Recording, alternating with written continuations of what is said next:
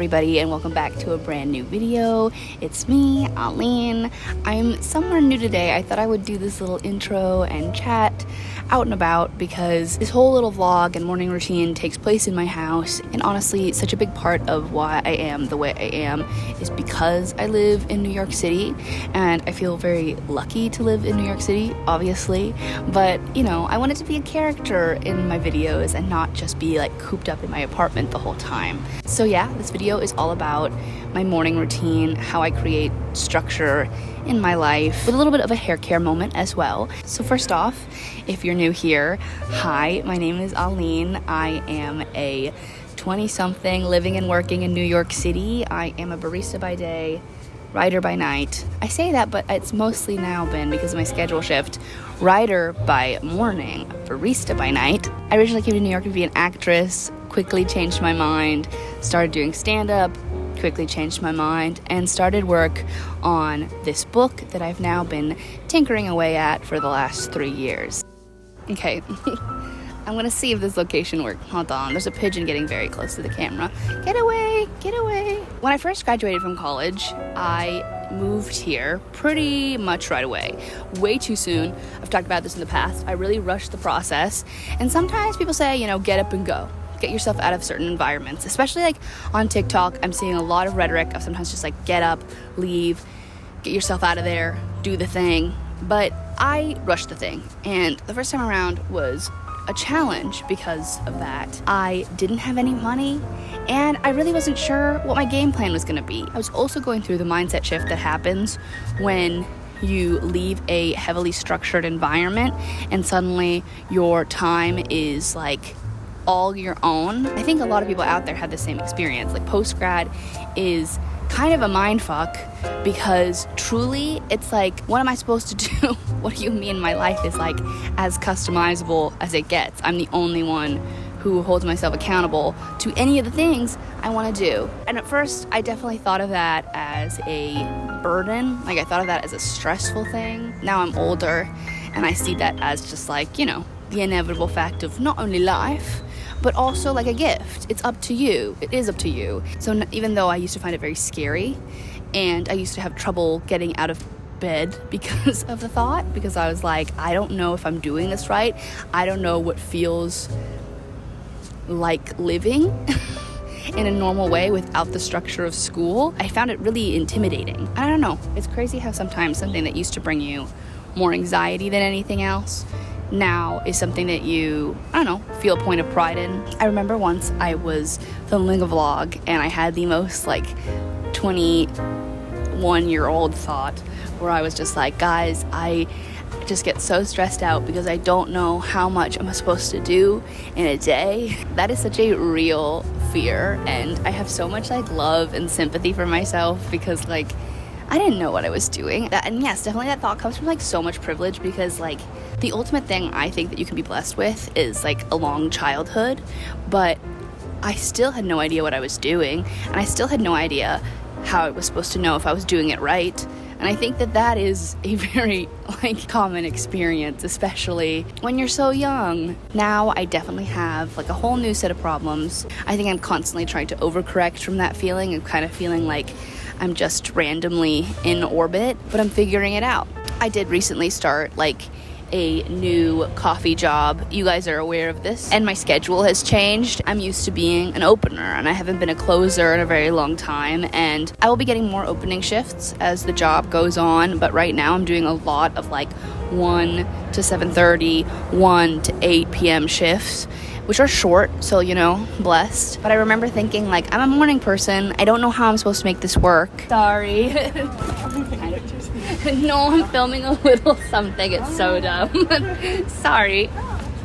But I actually get the gift of having my morning hours be my own, which is always something that I knew about myself, that I like work best in the morning when my mind is somewhat clear, where I haven't been distracted by like 8 different types of technology by the time like it's, you know, 11 a.m. I am so surprised at how much I've been able to enjoy and dig into my free time in a way that I haven't before in the past, and that's been really cool. And so I hope you guys like this video a little bit. I know it's simple. Long form vlogs are gonna be always in the mix, but because we're trying to upload more often, sometimes you get like a little bit of a shorter upload, and I hope that's okay. But the next vlog I'm working on is more traditional, week in my life, work week. I hope you enjoy this peek into my morning hours, and yeah, what I do before that 1 p.m. call time. Let's get into it.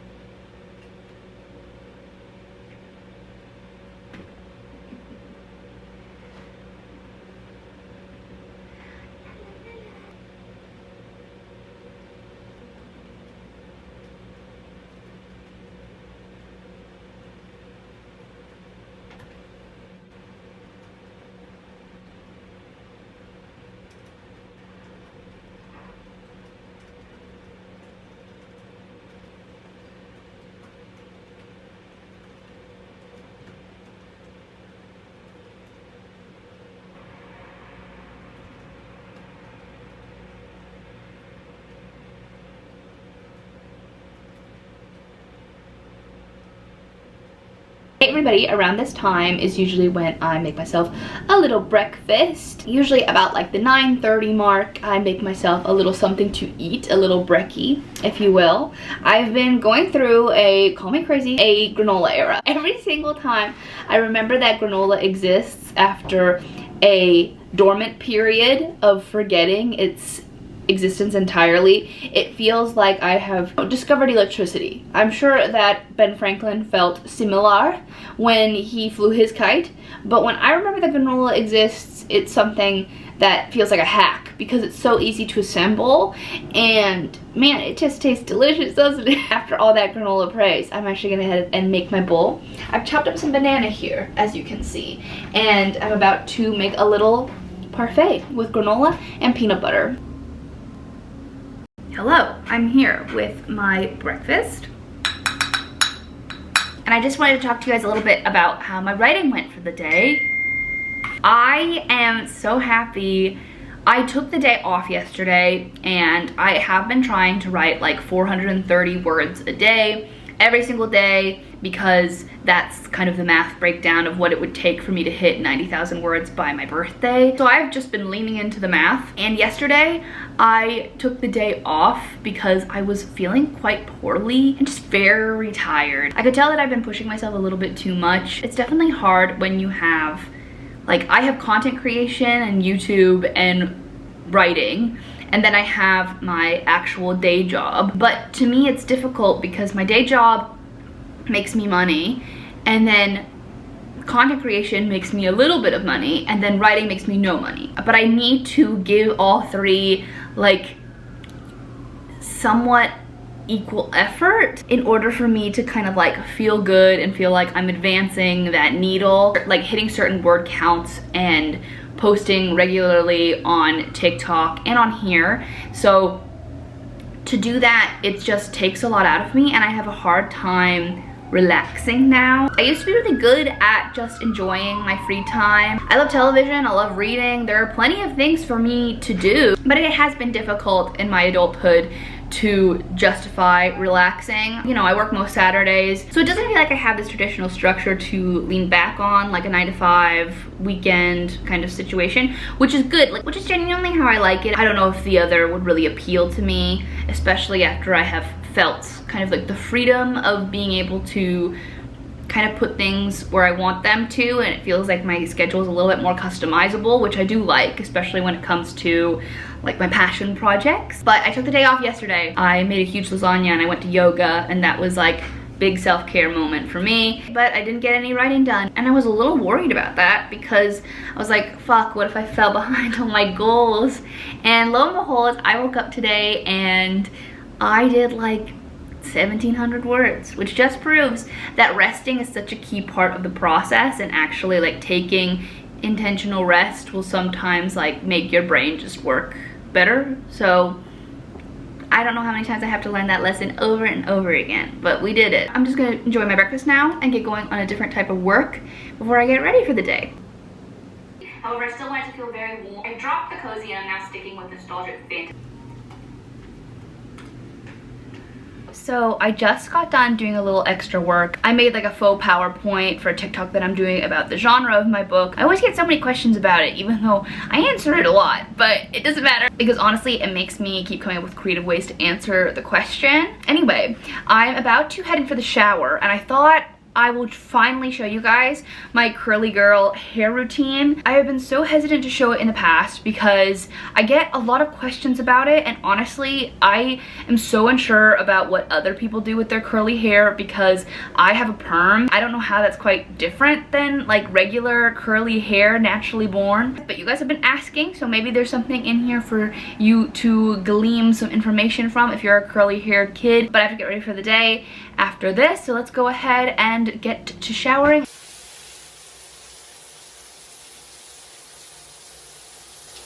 Okay, I've changed into a very wet shirt. I should probably get a robe, but I don't have one. Okay, so this is what we're gonna do. I have the wettest head known to man right now, and I just go in with a cotton t-shirt, and I do that classic like big dry, big scrunch.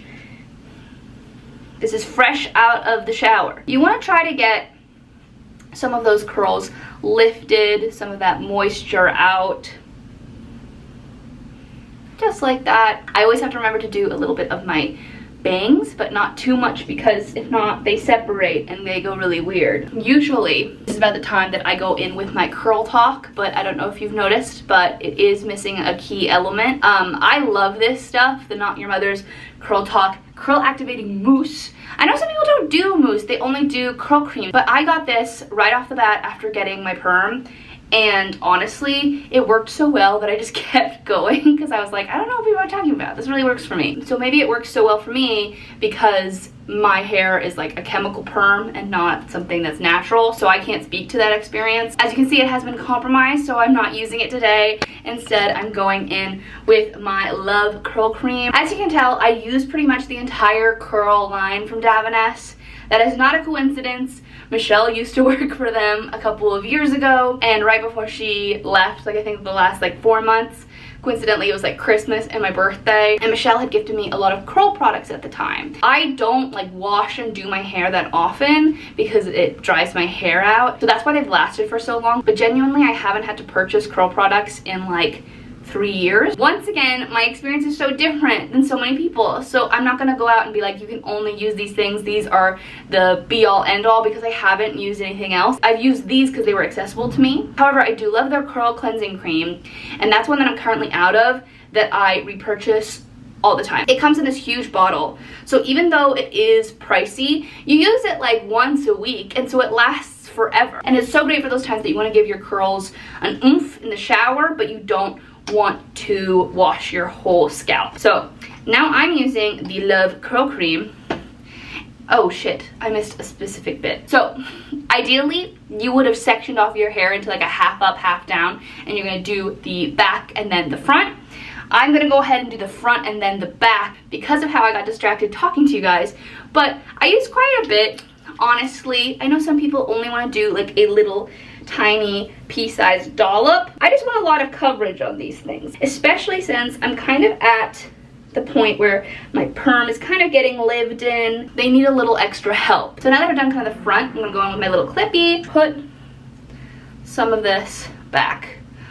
Ooh, I look good. I've never looked better. I still have some residue on my hands. I'm going in with a little bit less product to get the back. We're scrunching it up like up into the scalp. Some people I know like really section off their hair into like 3 parts. You guys, honestly, I'll be honest, I'm kind of lazy. That's the reason actually I got the perm in the first place, is because I liked the idea of having curly hair. So when I had naturally straight hair, I would curl it all the time, and it took like an hour to do. And I was like, I'm done with this lifestyle. I can't take this into my adulthood. I've gotten a perm and I've never looked back. You can see that a couple of these bangs are gonna probably give me some trouble later. I actually gonna put my hair up in the t-shirt that I was drying it in just now.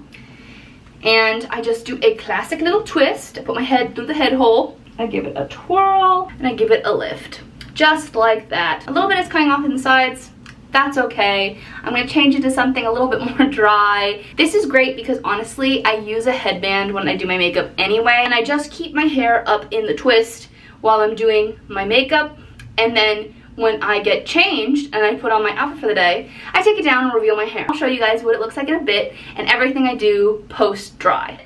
She looks a little bit more fresh-faced. Nothing crazy because I'm going to work and everything, so I'm just keeping it light today. But now I can take this out.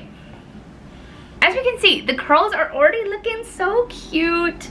I just try to get my part around the middle. And as I said, look, the bangs are giving us a little bit of trouble, so I'm just gonna floof them. I have a couple final steps that I do, but I just let this air dry for a bit, so I'm gonna go and do anything else. And then I'll give you guys the final gloss over of what I do when it's dry. Do you think time went past me by? Now my hair is fully dry. There's still some wet spots, but this is gonna be just fine. Now, as you can see, if I'm having kind of a bang day, which I predicted early on, it's just they're very like blobby. One, I can sometimes go through and I'll do like some little curls up top just to make it look like more of the hair is coming out of the root.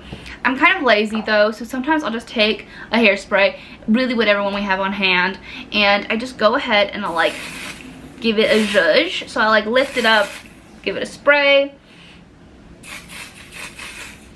and kind of sculpt it a bit out of my face. And as you can see, that already looks a little better. It already looks a little bit more textured. I know some people will be like, how do you hairspray your hair? I hairspray my hair because it gets so sweaty, and sometimes I just want it to be a little bit more stiff and in place. And I just kind of like give it a spritz, especially if my hair is in an updo. I do give it a spritz so that nothing like wiggles out of place. Also because fresh after the wash, my hair can be very soft and the curls can get a little less defined. I know that some people don't like using hairspray in their curls. That is completely okay. And then I go in with a hair oil. You can use really any hair oil. I use oil from Davines because my sister used to work there, so we have just a bunch of old product from the vault. And I just go in and I give it a zhuzh.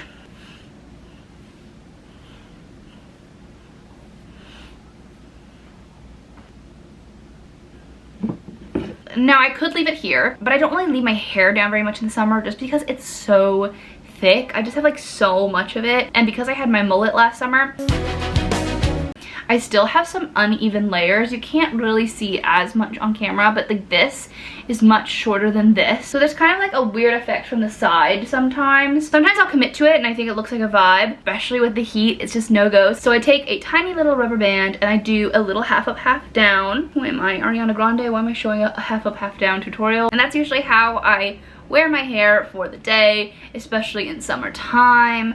I'm sure looking back on this video, I will notice 1,000 kind of odd places where my head looks strange, but this is really it. Sometimes I have a strange head and sometimes it ends up looking really cute. So yeah, hope you guys liked this. Hope it was helpful at all.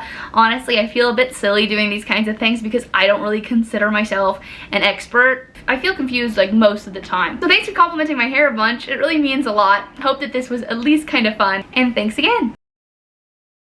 Hello, so it is now the end of the video. I just got back from filming my little intro out on the street. I thought it was gonna be a vibe. I hope that it turned out being a vibe because I found myself very stressed and distracted by everybody around me, including the woman whose home I was filming in front of. I did come back here to film the outro because I didn't want to leave you guys with that very blunt ending. But yeah, that's usually what my 7 to 12:40 looks like, including like get ready time. Obviously I don't do my hair every single day, so usually like I just take 30 minutes, get ready for the day, and then everything else is just like mine for the taking. I sometimes will pack a lunch, but that day I had extra leftover lasagna in the fridge. I've been really into making like big pans of stuff. My go-tos right now are a turkey shepherd's pie and a veggie lasagna, just because as I work later, doing dinners is just like a minefield, and unless I want to be eating at like 10 p.m. I really do have to think ahead about this kind of stuff. So that's kind of like the one con of my new schedule. But other than that, like, I am really loving having these mornings to do whatever I like. If you are missing more like traditional follow me around vlogs, I know they're not the same thing because they're shorter, but I am vlogging over on TikTok. So just in case you're missing some of that content, it is there and I'm still making it, and it's gonna be on here next week, but I've never done a morning routine. And so I hope that you guys liked this one. Figuring out how to structure my day so it feels like I feel purpose every single morning has been huge, especially with my day job. It is so easy to just get stuck in the slog of like wake up, go to work, go to sleep. So even though it takes more discipline, and it by no means is something that happened overnight and it's not always easy, I do try to do this every single morning that I work, and it makes me feel really grounded. So anyways, I hope you guys like this video. I'm currently gonna chow down on this huge bowl of mango, and I will see you guys in the next one. You can follow me on Instagram and TikTok to keep up with me, and I'll see you guys in the next video for a work week in my life. Okay, bye.